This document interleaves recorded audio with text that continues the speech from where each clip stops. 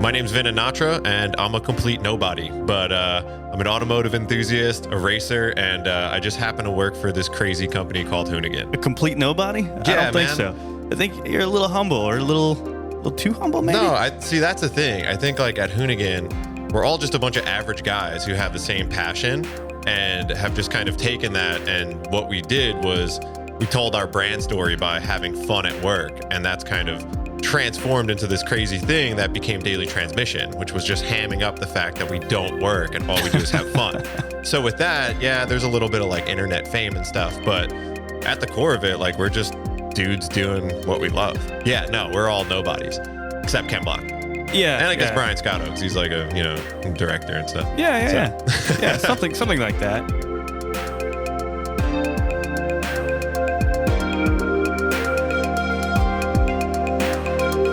Yeah, so I'm from the East Coast, grew up in Queens, New York, and then moved out to Long Island and kind of jumped around for the remainder before I moved out to California.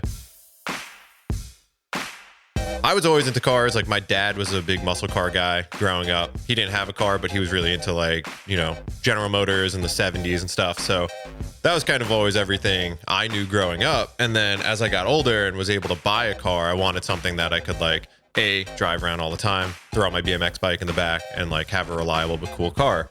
So a couple of my buddies who skateboarded and my brother got into Volkswagens, and I thought they were super cool. So I picked up a 96 GTI, and that was my first car. A lot of the guys in New York are into Hondas and stuff, but the scene over there is kind of wild, especially back in like the early 2000s and stuff. So it was like cars used to get stolen left and right. Like if you owned a Honda and it was the least bit nice, I mean, you had 25 different tactics on how to not get it stolen, from like pulling the ECU out when you go to class to like deadbolting your steering column and like all this crazy shit. And like, I really didn't want any part in that. Like I was able to have a Volkswagen that was pretty cool and like never worry about it getting stolen because they have like immobilizers and all this other shit. So that was kind of like how I got started with cars, was just like Volkswagens had a really great community. It was all about like clean and subtle styling, and like there was a really good group of friends. And believe it or not, that's kind of how I met Brian Scotto and his whole crew with like Ron and Matt DeCillo and a lot of the guys who work on Ken's team. And sadly enough, I mean, all of my friends that I have to this day probably came from Volkswagens, or the internet, which is equally as weird to say. I don't know. It's weird. Like if you wanted to tell someone, you're like, yeah, a lot of my friends I either met on the internet or in a parking lot. That's a car guy thing. Yeah, right? yeah. I guess it's kind of common nowadays. So what's up with East Coast guys and Volkswagens? And you kind of answered it with the whole Honda thing, but yeah, I don't know what the East Coast and Volkswagen thing was really, because like it doesn't really make any sense. I mean, I guess because we don't really have like super fun roads to drive, and like Volkswagen scene was more about like style and like building a car that looked really cool and could kind of go fast in a straight line, because all we had was like freeways and like boring ass roads. So like you might as well build like a 500 horsepower Volkswagen that you could rip on the southern state, or like, go drag race down a street. So, but yeah, it was at the core of it. I think it was like a style thing. Whereas out in California, you have a lot of options to like go driving. So like now I have track cars because it's like, there's so many tracks available. There's awesome canyon roads. Like there's so much fun stuff to drive. Whereas back there is more like, I don't know, I just want to make my car look cool. But yeah, I mean, like, it's funny because Scotto grew up and he had Auto Krieg, which was his car crew. And I was the generation below him because he's like 10 years older than me. So when his crew was like kind of running the scene, I was like a shitty kid with a BMX bike and tight pants and long hair that was like, just hanging out with my older friends, right? Right. And then we eventually had our own crew. And that's kind of like how I planted my roots in the Volkswagen thing. So we were just like building cars, having fun, but I kind of knew his crew from back in the day. So we kind of intertwined a little bit. And I mean, oddly enough, that's kind of how I got here today. Gotcha. That identity that you guys had as being the younger guys, how different was it from Scotto's kind of generation, I guess? So those guys were, because like car scenes change a lot, like, generation to generation. So those dudes were more into the like bringing authentic German parts over and doing things like bigger wheels and body kits that were more rare pieces.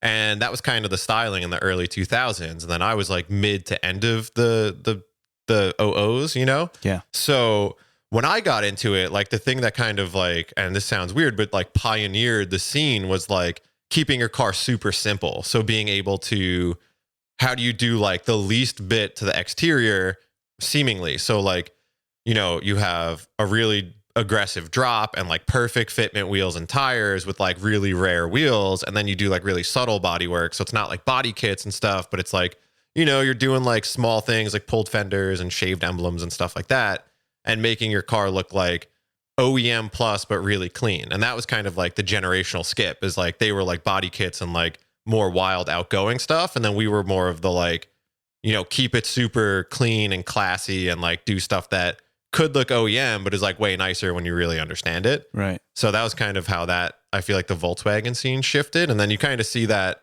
as a change. And I feel like nowadays it's kind of like make your car look as obnoxious and wild and ridiculous as possible. But I don't know if that's just like a late 2010s thing. Like maybe. Yeah. I don't know. Well, I guess everybody wants to stand out in whichever way. So right. I mean, it's interesting because like car styling is so aggressive and insane now, but like coming from an action sports background, like I kind of blame social media because action sports has like this wild level of progression on, you know, how good kids are nowadays. Like riding BMX, kids are so much better now than they were years ago. Like shit that I was able to do was like, fuck, I can get sponsored because I could do a truck driver or a tail whip, is now like basic stuff.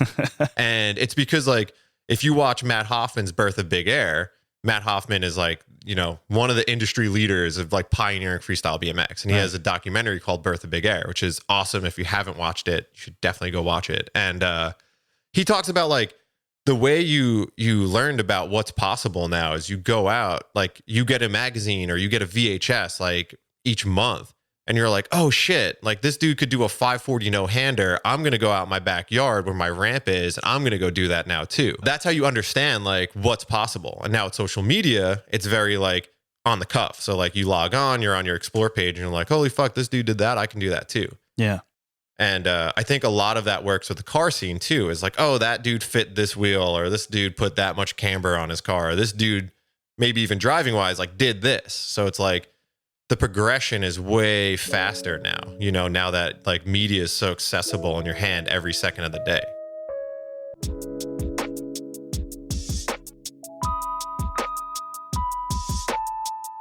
You were telling me that your dad was a muscle car guy. Yeah. A lot of times, you know, kids, they follow in their parents' footsteps, and you're a muscle car guy now. And I think you had some history with muscle cars, right? You know, like, I don't know why I didn't get into muscle cars other than that I didn't think they were actually like practical.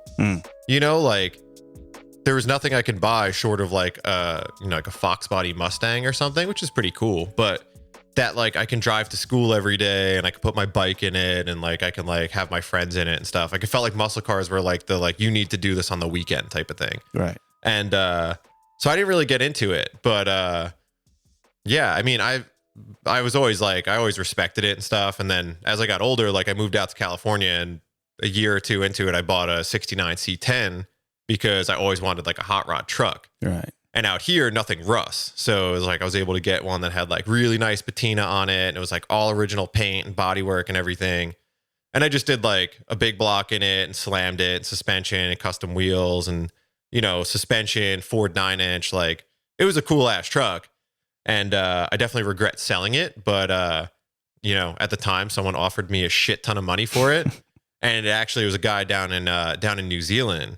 And wow. those go for big bucks down there. So he was like, yeah, I'll buy this off you, but I'm probably going to sell it down there for 2 times what I paid for it. And I was like, shit. But yeah, at the time, it sounded like a really good idea. So I ditched it and made a bunch of money. And then I was like, shit, I wish I would have kept that. So I kind of regret it now, but whatever. That's why now I'm in my like keep car phase. You know, like I won't get rid of anything anymore because I'm like, I'm not trying to make like pennies here and there on it. And like, you know, some cars you just know you'll never get again. And like, I'll never build another C10 like that. So I definitely like, I don't think I'll ever find one like that again. So it's like, you know, just the one that got away. Yeah. Never say never. And it sounds like Scotto's Carcane problem's rubbing off on you.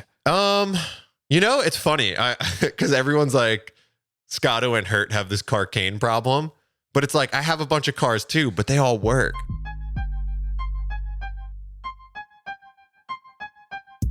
it was part of the culture to keep the V-dubs clean, right? And New York is riddled with potholes, and they have this thing that we Californians are deathly afraid of called weather. Right, yeah. So how did you go about, like, I'm a perfectionist, it was you know? so inconvenient. Right. Like, it was crazy because, like, owning a car that was, like, you know, nowadays it's called, like, stance cars is, like, super slammed, like, hard fitment, was, like, it was miserable. Yeah. Like, we'd put skid plates on the bottom and still break your oil pan and, like, destroy your car. Like, going everywhere was so difficult, but you did it because you thought it was cool, even though, like, 99% of the world didn't know why the hell you thought it was cool, but you thought it was so cool for this little dumb world you're in of, like, you know, being on VW Vortex and being like, yeah, like, this is the shit. My car's the lowest, so this is so cool. Meanwhile, you're like, I can't drive into New York City without, you know, smashing the bottom of my car and being stressed out the whole time. But then, like, you know, we got into, like, doing air ride and stuff like that, and that made it a little bit easier. And then I sold that car. Well, I traded the one that I was really,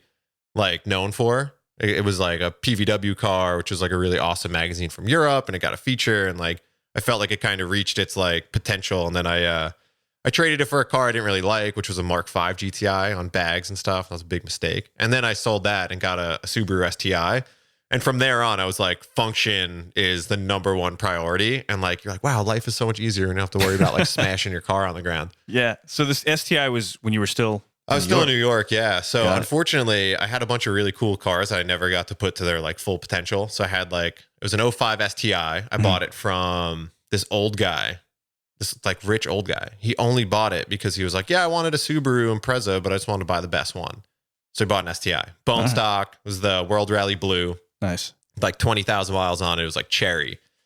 And then I ruined it because I was a dumb kid. But meaning, like, I did, like, 2 big turbo setups on it, like, you know, Recaros and, like, wheels and suspension and stuff. And it was rad. I loved that car a lot. It was, like, my daily driver. It was great in the snow. The thing used to, like, just mob through snowstorms. So having, like, a 3076 and all-wheel drive and snow tires and taking it up to the mountains and going snowboarding and stuff just, like, ruled. Yeah. And then I sold that car, and sad story, this dude hit me up from Japan. Okay. And was like, I want to buy your car. I'm in the military, blah, blah, blah. And I'm like, this is a fucking scam. Like, I don't really care. Yeah. And he's like, no, it's not a scam. He called me, told me about this. And at the same time, my best friend had an Evo 8, and he was selling his car to some dude in the military too. We were like, this is, like, it's weird. Seems really fishy, but I'm gonna play it out. So he, this guy's like, you know, he's like, yeah, I'm in Japan. I'm going to ship the car here. I'm in the military. It'll be super easy. He's like, my brother lives in Florida. He'll fly up and buy the car. Okay. And I'm like, all right, if you want to do that, cool. So his brother comes up, checks out the car. He's like, all right, yeah, we're going to buy it. He brought me a check, like a cashier's check. And I'm like, all right, I'm going to go to the bank. I'm going to make sure the shit clears, like, because I don't want this to be a scam. Sure. Whatever, do that, all good. We go to leave, and he's like, hey, you mind taking a ride with me? I don't know how to drive stick. And I'm like, it's 4:30. You're right outside of New York City. Like, this is going to be a bad time for you. Yeah. So I was like, you want to go get dinner or something, man? We'll, like, hang out for a bit, and you could leave later on tonight. Like, when there's no traffic, like, this is going to be really bad. And he's like, nah, I want to hit the road. And I'm like, okay. So we go for, like, a quick test drive, and he's, like, stalling all over the place and, like, doesn't know what he's doing. And I'm like, oh my God, this dude, like, he's going to die. He's going to crash this car on the way home. So, like, 2 days go by, and I hit him up, and I'm like, hey man, just want to see if car made it down to Florida all right. And he's like, dude, you'll never guess what happened. He's like, I totaled the car.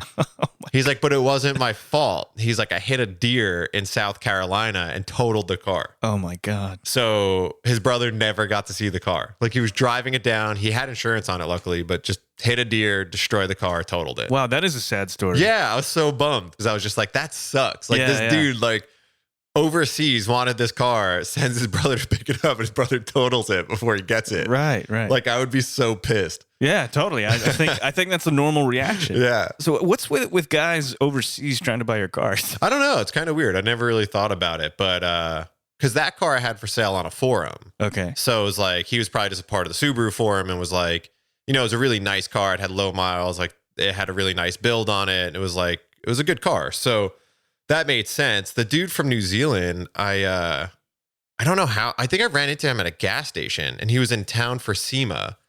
And he was just like, I love your truck. And I was like, thanks. He was like, you want to sell it? And I was like, everything's for sale for the right price.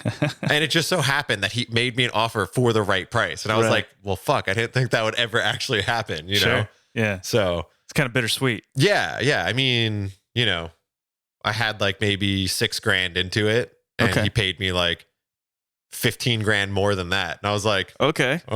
Yeah, sure. That sounds like a smart decision. Yeah. At the time. Yeah. It's smart. It's kind of hard to balance the smart decision and the emotional decision. Right. Yeah. I mean, at the time I lived in Santa Monica. I parked the thing on the street. Okay. And I was like, I was always kind of nervous it would just get stolen anyways, even though to the untrained eye, it looked like a bag of shit, because it was like, you know, it was all patinaed. So it had like, looked like rust. Yeah. And it was green, and it had like these custom forged 3-piece wheels on it, but they looked like Steelies. Okay. And I patinaed those as well. So they looked kind of shitty. So like it was shitty, but if you actually knew what you were looking at, you'd be like, ooh, that's something I could, you know, take really easily, because like, you know, it's a 1969. You break the glass and like go under the dash, and the ignition's right there, and you put 2 wires together and you're on your way. So I was always kind of stressed about that. So I was like, whatever. It's probably a good time to just get rid of this thing before something stupid happens. So you have this kind of swing. You've got the VIP. I come from a Japanese car background, so for me it's like VIP. I don't know what was the name for the V-dub style. I don't know. I think it was just like Volkswagen shit. Okay. Yeah, like it was just like I don't know. I don't think it was really a name. It was just like Volkswagens. Right. Just kind of assume when you saw a Volkswagen, that's the way that it would look. Kinda, yeah. Yeah. Okay. So you go from that to an STI. And then you've got the C10. And you've got some other stuff. The C10 was out here like recently. That was like a year or two ago. Okay. Yeah. All right. So there's stuff in between there. Oh, I've had like 25 cars. Okay. So it went from the STI to an E46 M3. Okay. Not the one I have now. All right. I took another risk on this car. I bought it off Auto Trader. It was an ad with one photo of it in the garage. And it was like an 02 with 30,000 miles on it for like 16 grand. And I was like, wow, that's a sick deal. Yeah. So like I called the guy. He didn't really know much about it, but I had him bring it to a shop, and they looked it over, gave me like a list of stuff that was wrong with it, like really simple, small shit.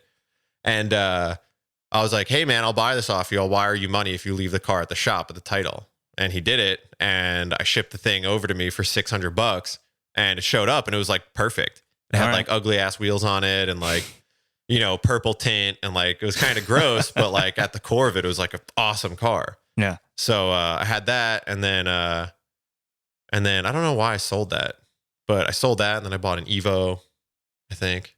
Okay. Or one. Yeah, I bought an Evo. I like the I think. Yeah, I don't Somewhere remember. in between there. I don't remember. I think I bought an Evo, and that was cool. And then I sold that and bought a 135. Okay. And then I bought another Evo, and then I don't know, a bunch of shit, and I sold it all and bought a motorcycle. Okay. And then an E36 M3, along with a bunch of daily drivers and stuff. And then I brought the E36 out here, and then I sold that. And then I had a Z06, S2000, bunch of other boring shit. And then now my E46 M3. So I like how you said a bunch of daily drivers. So I do this thing with daily drivers that I think makes a lot of sense for someone who doesn't like to lose money on things, which is like stay ahead of depreciation. So you buy something and you drive it for like a year, and then you sell it before depreciation really hits. So you can drive it for like an entire year and sell it for like exactly what you paid for it, and then buy another car and kind of keep moving on. Right. And that's kind of worked out really well for me because like I was able to go through like a bunch of cars that I thought were really cool. Like everything from like Jeep Wranglers to like just like whatever, like BMWs and stuff that were nice. And I was able to kind of like go through cars and be able to like have new cool stuff all the time and not actually be spending any money, and in most cases make money on it. So it was like, right. Yeah, it kind of worked out well for someone who like wasn't making a shit ton of money and still managed to have like cool cars. Yeah. No, that's a really great strategy. I'm kind of getting the vibe from you that variety is the spice of life. In terms of cars, yeah. Like I think when I moved out to California, I started going through a lot of cars because I was like, one, when you live in California, you could drive anything all the time. Yeah. And there's a lot of fun roads and stuff. And there was like all these bucket list cars I wanted to own, you know, like the Z06 and the S2000 and like, you know, stuff like that. It's all been stuff that I've really wanted, but I've never really pulled the trigger on. And I was like, well, if I could get stuff for cheap enough, I'll buy it at a good deal, I'll drive it for a bit, and then I'll sell it and I'll move on. So I kind of like cruised through a bunch of cars, and it was like a really fun experience because I was like, yeah, I got to own a fucking Z06 and it was sucked, you know? Like, because then you own it and you're like, this is an awesome car, but like I feel like an idiot driving it. Yeah. You know, being like an Italian guy who's bald and in his 20s, like driving a stupid black Corvette. Like it was hilarious in its own regard. Yeah, yeah. And then, you know, so it was like, it was cool. Like I really enjoy driving cars, and like you get to really know like why things are great. And like, that's why when I like got done going through all my cars, I was like, I want to get something to like build and keep and make great, you know? And I was like, I'm going to build an E46 M3. I was like, cause out of all the cars I've owned, like I really love that car the most. Okay. So it was like, so tell me a little bit more about this bucket list. Right. So my bucket list is always cars that are like, they're really not too far out of reach. Because like, honestly, like owning a Lamborghini isn't really on my bucket list. Like I don't care. Even when I can afford one, I'm going to not buy one. Like, you know, cause for me, like, that's just not the type of car that like really like, you know, tickles my fancy. So like cars I haven't owned on my bucket list is like an FDRX7, a Mark IV Supra, like, you know, I guess this one's a little unobtainable right now, but like an R34 GTR, like things like that. I mean, I'd love a 996 GT3, which is like, who even really wants that, right? So like things that are like not too far out of reach, but are still like really cool and iconic, and I think would be really fun to drive. So cool. Yeah, that's a very good philosophy on cars there. Yeah, I don't know. I mean, just like driving cars and having fun. Sure. So, yeah, and I think a lot of guys pigeonhole themselves into liking one type of car. Right. I mean, my current lineup, even right now, is like super broad. Yeah. And that's kind of like, I like that because like, you know, it's funny. Like I mess around with Hurt all the time because I'm like, yo, you have 7 RX-7s, which is cool in one way because you have like this like wealth of parts and knowledge of one car. Yeah. Whereas I'm always like, I want to build different stuff. And then I'm like constantly doing research because I don't know dick about this car I just bought, you know? Yeah. So, you know, I think it goes both ways. It's really like, but you know, cars, there's no right or wrong way. Just do whatever you like and have fun. Yeah. So yeah. I like the 7 cars with Hurt. It's like, what did they say when you borrow money? Right. Borrow from Peter to pay Paul or something like that. I don't know if it's 7, but it's definitely, I think he has like 4 RX-7s. So I know you have a degree in business management and marketing, right? Yeah. I went to a commuter school. So okay. Like, you know, like I said before, like I'm all about like cost savings and shit. My parents were like, we'll pay for you to go to like a local college. It's cheap, like a SUNY school. But if you want to go away to school and like go to like something more expensive, you got to take out a student loan. And I was like, I don't really give a shit. Like, I don't want to do that. So instead of racking up a ton of student debt, I just went to a local school called Farmingdale University. Okay. So I did business management because at the time, my brother and I were very like, you know, we were like, we want to open up our own shop, and we were doing like body work, and we were doing like custom air ride installs and shit like that for like fabrication projects for like customers that we had off like the internet forums. So we were like, we're going to open our own shop. We want to do custom body work and like build like hot rods and stuff like that. And that was kind of like, okay, let's go to school, business management. He went for accounting. Like we'll learn how to do finance. Like we'll kind of like build a background for ourselves while we're doing all this shit on the side. So like we'd go to school during the week, and on the weekend, we'd be in my parents' garage and driveway, like smashing together air ride setups for kids' Volkswagens, or, you know, doing body work for a customer's car that he wanted to go get painted and, you know, unveil at a show or something. So we were kind of like doing the side hustle. So that was kind of our goal. My brother's 2 years older than me. So he graduated, and I think a bit like got bit by the bug of like, I want to be an adult and like make money, you know? So he got a job being an accountant. And then he was kind of like doing really well with that. And I don't know if he really wanted to go back into the whole, like, you know, I don't know, let's go dick off and work on cars thing. And he's still into cars. Like me and him are super close. And like, we actually always have very similar cars, which is funny. He actually just sold his E46 M3. He had a C5 Z06 when I had a C5 Z06, even though we lived on opposite coasts. Yeah. He had an S2000. I had an S2000. That's hilarious. And we both had E36 M3s at the same time. Like, so he's been super awesome to like, you know, having a brother that's like, so you're so close with that, like you do all the same shit.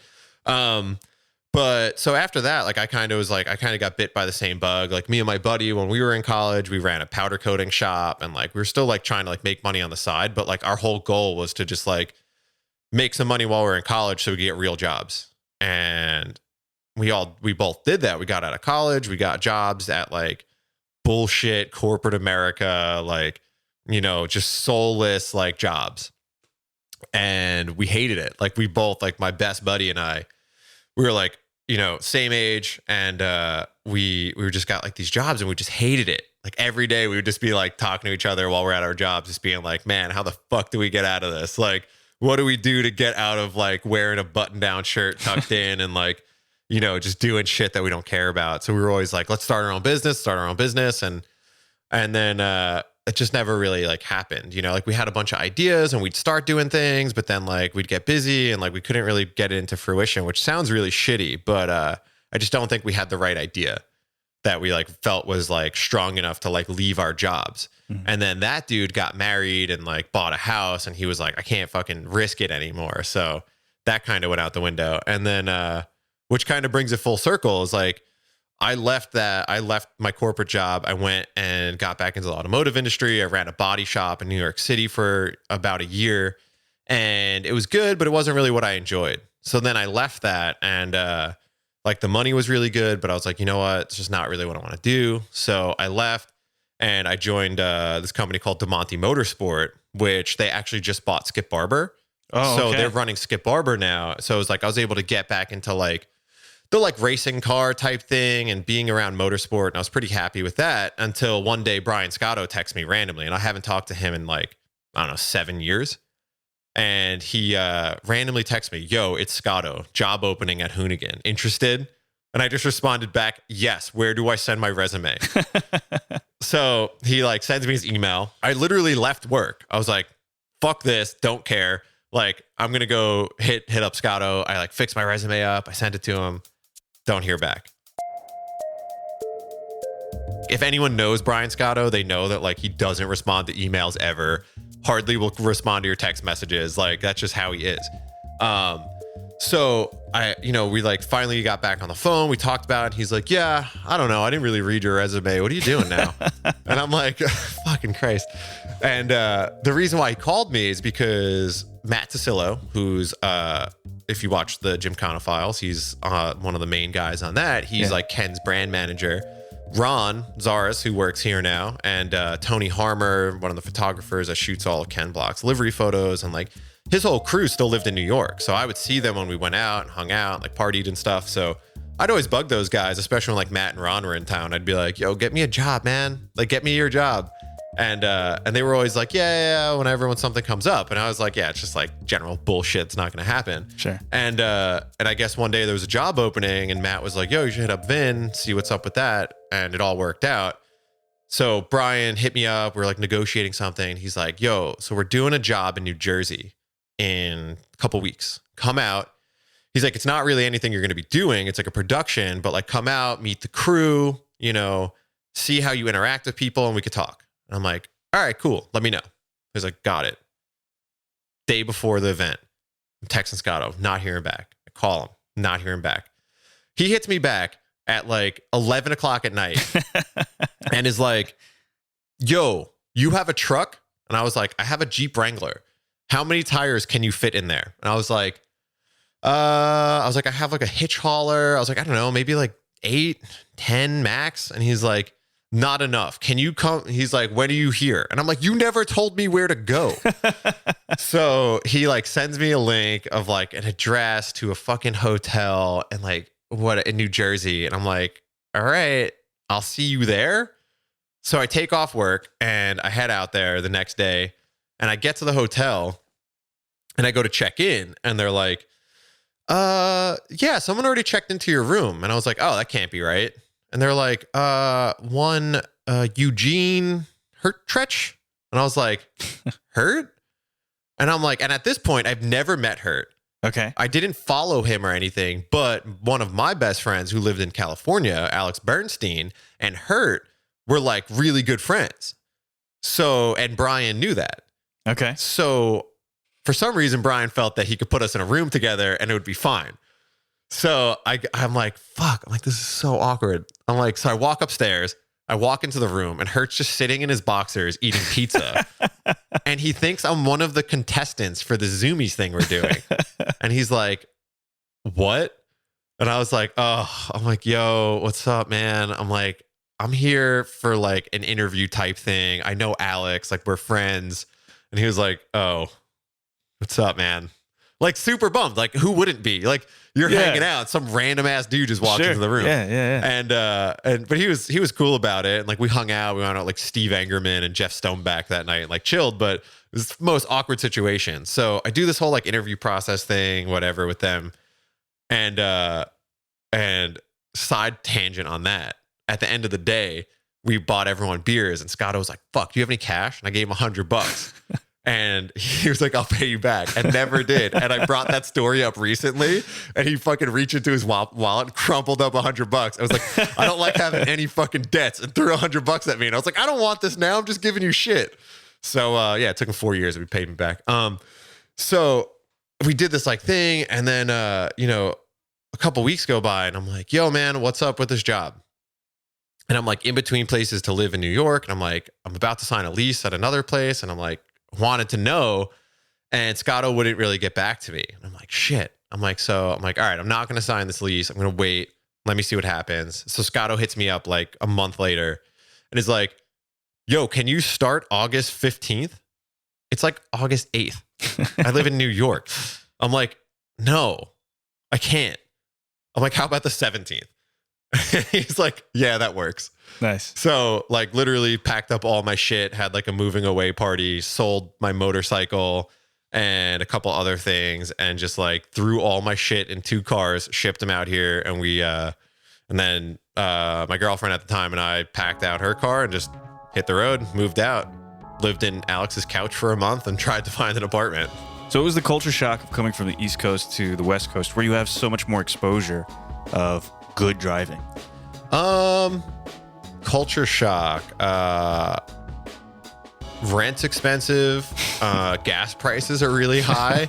And it's really it. I mean, out here, the car scene's way better. Like it's really, there's a big car scene on the East Coast and it's cool, but like, I don't know. It's just different. I guess because it's like so much, like there's so much to do and drive and the weather's always good. So it's like, I don't know. It was cool coming out here. I don't regret it. I don't know if I would move back to the East Coast now, which kind of sucks, but California has a way of sucking you in. Yeah, it kind of does. It kind of does. It's like December and it's sunny out. And I drove here with my windows down. Yeah. It's kind of awesome. Right. I'm sure the people listening in New York are going to be a little envious. Oh, yeah. Oh, dude, I was so bummed because when I first moved out here, I had like a Wrangler and I was like, first winter, the first time it snows in New York, I'm going to take the doors off my Jeep and take a picture of it in front of a palm tree and send it to all my friends in the group chat I'm in and be like, eat shit, guys. And then they had like the warmest winter ever for like 2 years straight. And I'm like, fuck, man, I just wanted it to be like cold so I could gloat and boast in your face that I live in California, and I didn't get to do it. So, well, there's still time. Yeah. Time. The East Coast is it's weird with its weather. California, it's like, hey, the temperature differential between spring and winter is like 7 degrees.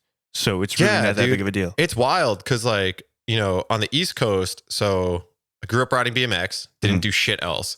And when the winter came, it sucked and you're like miserable. And then I started snowboarding and that made winters tolerable and fun.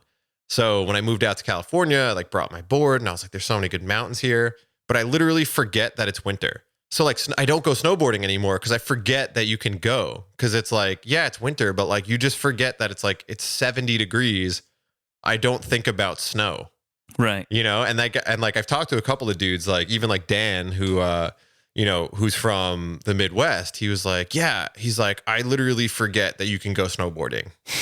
Like you're in like a t-shirt and you're like, oh yeah, this weekend I could just drive up there and go boarding. Yeah. I guess if you don't see the mountains and the snow. Yeah, it's just really kind of like out of sight, out of mind. And then recently, like with like going to the track and racing a lot, it's like all the tracks are in the desert. So going to the track in the summer sucks. So you go in the winter. So it's like I've kind of been like divided on what I want to do. Right. Okay. So let's talk about you actually joining Hoonigan. Did you ever think that you would join a company like this? I don't know. I mean, I always bugged them to like work for them and stuff because I was like, oh, it looks fun. Like it looks like it'd be like something enjoyable. And then when I got the job here, which was just kind of like knowing the right people, yeah, I mean, it was cool. It was definitely like, even to this day, I'm pretty sure a lot of my friends don't think I have a real job, because I don't want to spoil it for anyone, but what we do on the internet isn't how our day-to-day life is. Right. But our whole job is like making it look like that's what we do. Sure. Right. So, like, it's so funny. Most of my friends are like, you just do burnouts for work. And I'm like, yeah, right. Like, if only you knew. But yeah, no, man, I'm super fortunate to work here. And it's a really demanding and difficult job at times. That's highly frustrating. And you wonder why you do it. But then you have a couple like really awesome days that like I wouldn't trade for anything. And you're like, this is sick. So, yeah. Nice. So what's your favorite part about being here? I think now, how the company's changed and, media focused and what we're doing now, I think my favorite part is like creating stuff that people enjoy, and stuff that, I don't know if this sounds corny to say, but like, it motivates people to get into cars or like go out and do stuff with their cars, or just provides them with like entertainment during the day for something that they're passionate about, which is like automotive. Like, I think that's really cool that we create shit that like people really enjoy, and like it might inspire them to do stuff or just like be stoked to be into cars. It's funny that you say that, because Scotto pretty much had the same answer. Huh. Yeah. Yeah. So it sounds like you guys are in line, especially because you're the marketing coordinator here, right? Or what's your official position? No, right now I do business development. Okay. Which is like, I line up partners for projects we're going to do and stuff like that. So I did do marketing on the apparel side, and then a bit on the media. And then, the company grew so rapidly that, it's funny, like Scotto and I were talking about this the other day. Like, I never wanted to be in business development or like sales or anything. Right. But me and Scotto used to do it side by side, but he's like chief creative officer and he has other shit to do. Sure. So like we would go into like meet with like big OEM companies and stuff like that. And then like I had to do all the follow up and like relationships and stuff, because Scotto has like bigger fish to fry, you know? So it kind of like evolved into a position that I was like, wasn't really cut out for or even really qualified for, but I was able to do it. So I was like, became my thing, So, I mean, that's why like a lot of people, especially like we're doing like Twitch and live streaming and stuff now, a lot of like people on the chat will be like, what's your advice for getting into like, for how did you get started? Like, how do I get into something like that? And like, I'm like, shit, I don't really have an answer, because if you asked me 5 years ago what I'd be doing, I'd be like, I will work at an insurance office and I'll be making $200,000 a year doing data analytics, like, who the fuck knows? But then even like working at Hoonigan, it's like, you don't know what you're going to do. When you work at a small company that's fucking demanding, it's like, I've done everything from like marketing for our apparel company to running our social media pages to doing athlete management to like now business development. It's like it just happens. Like, like when you're in a small company, it's like you have to do so much that's just needed, like you have to be a jack of all trades. And luckily for me, like maybe being a master of none a bit, but being able to do those things really well, at least for enough time that we could get more people in to help build it out, So like I was the only guy doing sales and biz dev. And then we brought in someone who's like way more senior, who's been doing it for like 35 years, So like he's like helping run that, which like alleviates a lot of stuff from me, because it's like, I needed that, but I was able to get it going enough to get into a position where we could like hire someone like that could come in and, sort of like take charge on it. So yeah, I don't really know. Yeah. No, that's a great answer. Sometimes you don't know, and sometimes that's the best way to go about things. Yeah. Yeah. So you guys as Hoonigan have an insane following. I think you're the Hoonigans page is like 2.2 million, right? Well, it depends on what. So Facebook, we're like 2.5 million. Instagram, we're at 2.2. YouTube, 2.3. So it's like, 2.3 plus bonus channel. So it's like 2.5 million. So, I mean, we got a big social following for sure. I would think automotively, you guys are definitely, if not the biggest channel, right up there. We're up there for sure. Yeah. So with that, you kind of sort of have this celebrity status. I wouldn't even say kind of sort of. You're definitely an internet celebrity. All the guys here that are on the daily transmissions or any of the videos that you put out, they have that following. It's kind of, each one of you guys is a character.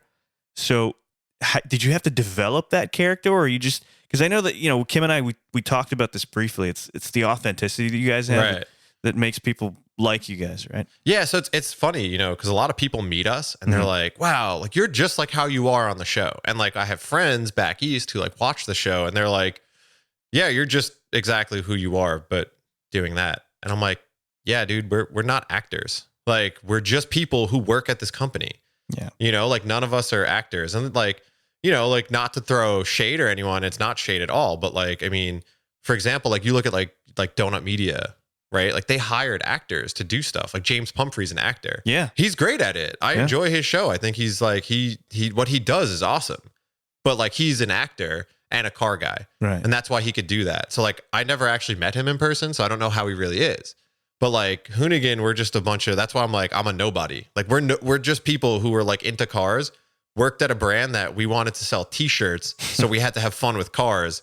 That turned into like, you guys don't do anything at work, to being like, let's create a show where we don't do anything at work. Right. And people really liked it. Yeah. And so, yeah, I mean, we're just like, who you see on camera is just like who we are. That's a great thing to look forward to. That whole no bullshit factor is very, very important, especially in social media. Is you have all these people on social media that are not real. Right. Yeah. I mean, social media, it's like the thing with social is like you put out what you want people to see. So of course, like you look at like people's lives and you're like, man, that dude or this chick like has the best life. And you're like, no, you idiot. Like you're just like, of course, what are you going to do? Like post your bad days? Like you're going to like, you know, like, I mean, there are people who do that, but like leave that shit out of the internet. But like, sure, you know, like most, like you're posting the good shit you do, you know? Although like, I think social media is kind of weird because like the more followers I get, the less I'm inclined to post anything about like my actual life.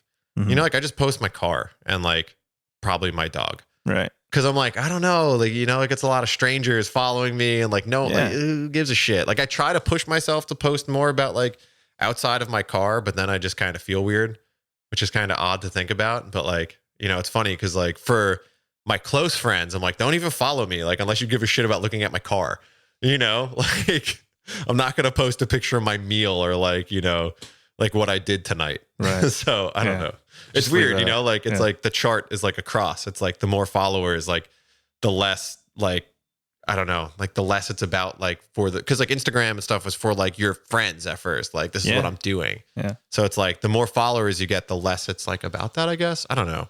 I might be completely wrong. I might be talking on my ass. Well, it's whatever fits you. That's the whole point, right? Yeah. Like you're a real person. You have a real life. And a lot of times, no, I don't have a life. I work and come here. That's it. Okay, fair enough.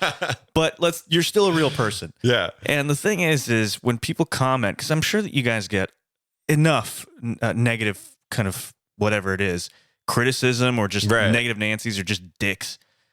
So for you, how does that like? Because you are this celebrity. Right. You know, a lot of people have access to your face. Yeah. And what you do in that parking lot and beyond with Scumbag Labs and taking the buggy out to Mexico and almost dying in it, you know? So how do you deal with something like that? Because it happened really quickly, even though it kind of didn't, but it still, you know, in relation to like a normal business, that's a pretty quick way to get there. It's tough because like one, like when you're in marketing and stuff, like you have to read the comments because you have to know what people think about your content and like what you're doing.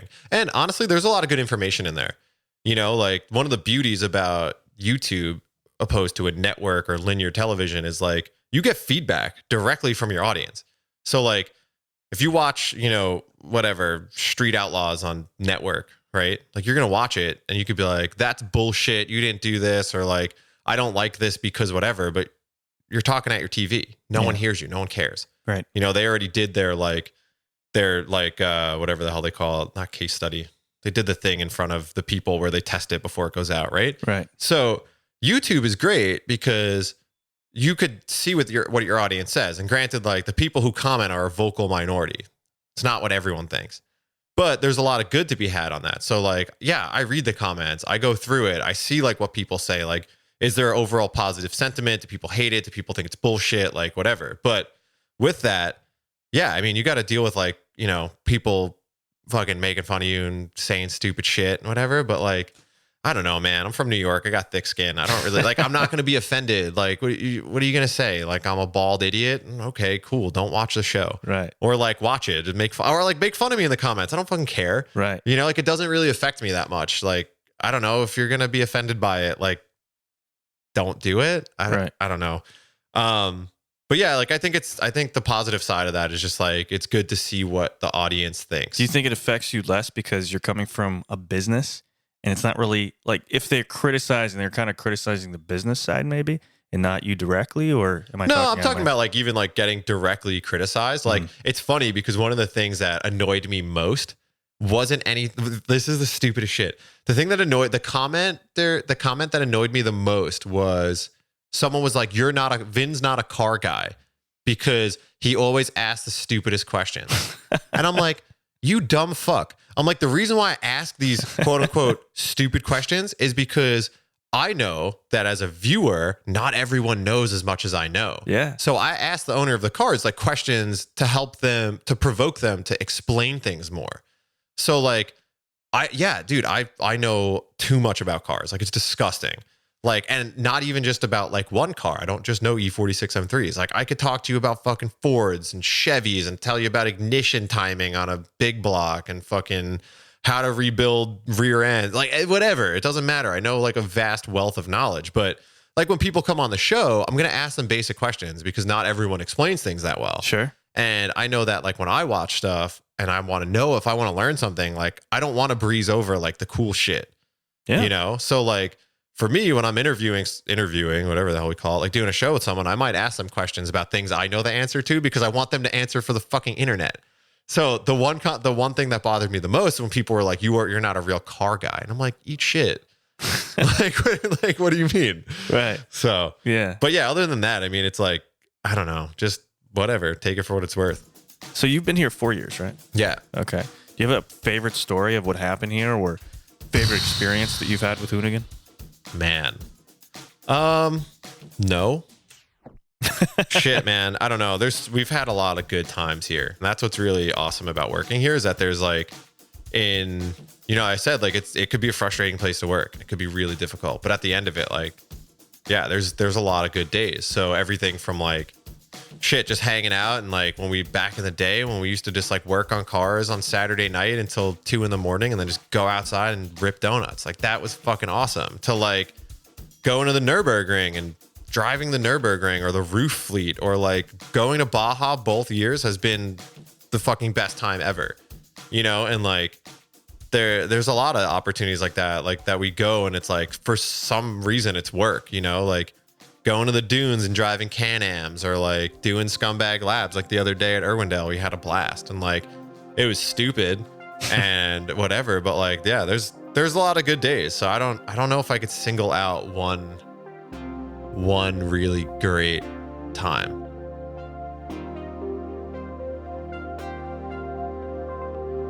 Vin, thanks so much for joining me here at Hoonigan HQ. Yeah, man. Thanks for coming. Yeah, thanks for having me. Take this opportunity, Vin, please, to let people know where they can find you on social or whatever you want to plug. Man, I'm not even really good at that. Like, if you want to follow me, it's Vin_TRA. And then, I don't know, man, just follow Hoonigan and, I don't know, watch her shit. All right. Have a good time. We can end with that. Yeah. We could definitely end with that. Yeah, I don't know. Yeah, that's it.